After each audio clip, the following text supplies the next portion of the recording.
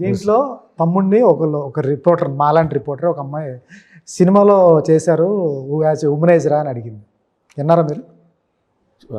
విన్నా, నేను చూడలేదు కానీ ఎస్, ఇంకో ఇంటర్వ్యూ ఏదో అడిగారు ఇట్లా. క్వశ్చన్ ఏంటి?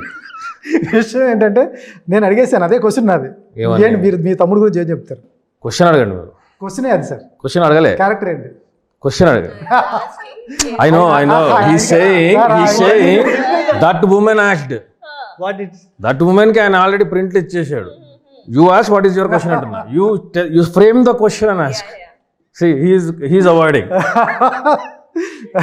మీరు అడిగితే చెప్తా. ఆవిడ అడిగిన దానికి మీరు చెప్పండి సార్. దానికి సిద్ధు కూడా సమాధానం చెప్పేశాడు.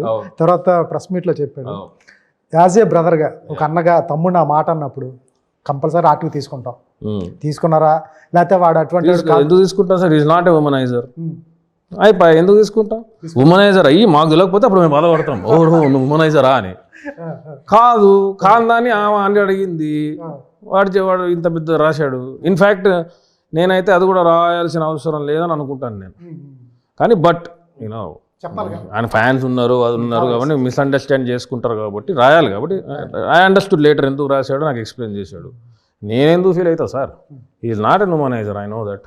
మనం కాందన్నప్పుడే ఫీల్ అవ్వాలి, అది కూడా అసలు ఫీల్ కాకూడదు.